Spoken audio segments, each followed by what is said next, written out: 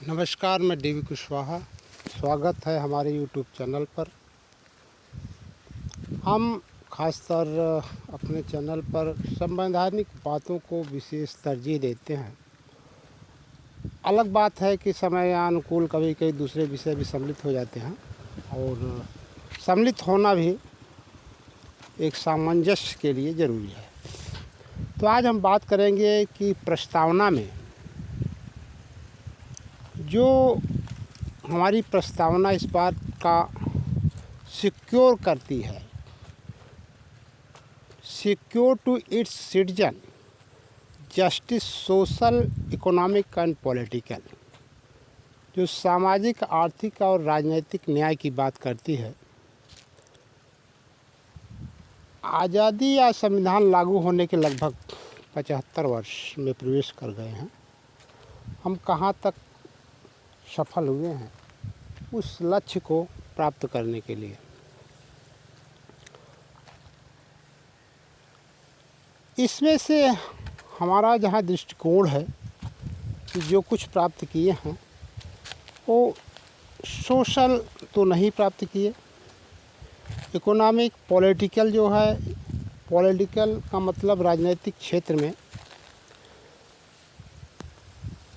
सबसे ज़्यादा का मतलब हम अपने लक्ष्य को नहीं प्राप्त कर लिए या 100% नहीं। उन तीनों न्याय में जो सोशल है या इकोनॉमिक है, इनकी अपेक्षा हमने पॉलिटिकल क्षेत्र में न्याय को प्राप्त किया है। लेकिन इकोनॉमिक क्षेत्र में यह अभी बहुत दूर की कौड़ी है। आज भी पूरे भारत में 90% लोगों के पास कुल देश के 10% संपत्ति के ही वे मालिक हैं या हकदार हैं, और 10% लोगों के पास 90% की संपत्ति बनी हुई है। तो हम कैसे कह सकते हैं कि हमने आर्थिक न्याय को प्राप्त किया है।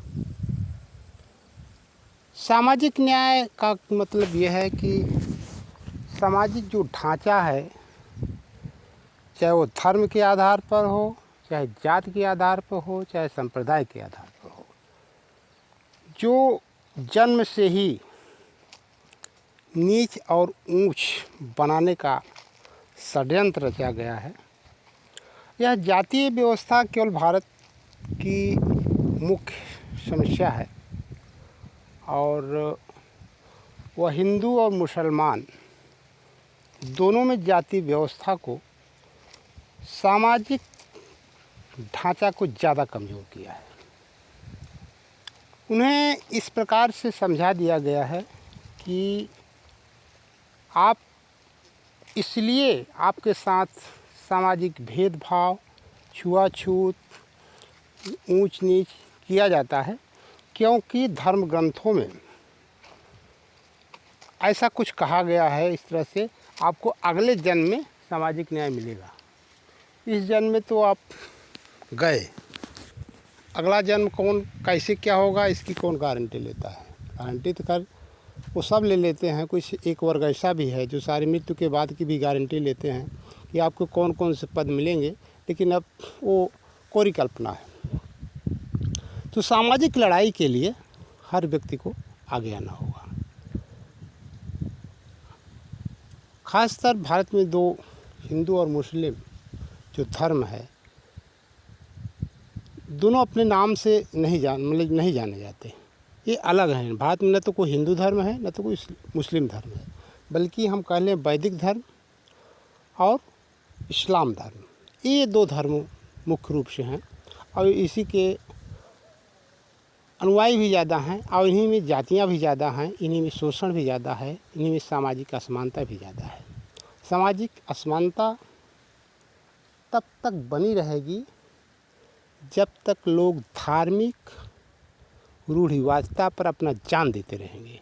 मानकर चलिए, जिस दिन धार्मिक कट्टरता, धार्मिक असहिष्णुता, धार्मिक मूर्खता और पागलपन छोड़ दें, सामाजिक न्याय का लक्ष्य दूर नहीं है। लेकिन ये छोड़ना भी बहुत सरल नहीं है। इसलिए धीरे धीरे और समझ के साथ, शिक्षा के साथ ही इस न्याय को प्राप्त किया जा सकता है।